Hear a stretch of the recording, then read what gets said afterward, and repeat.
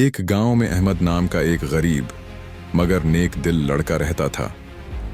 उसके पास दौलत ना थी मगर उसके दिल में अल्लाह पर पख्ता यकीन था।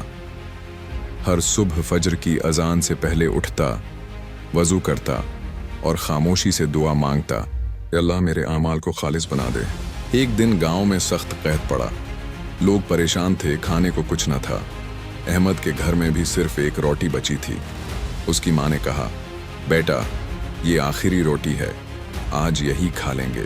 इसी वक्त दरवाजे पर दस्तक हुई। बाहर एक मुसाफिर खड़ा था, भूखा और नढाल।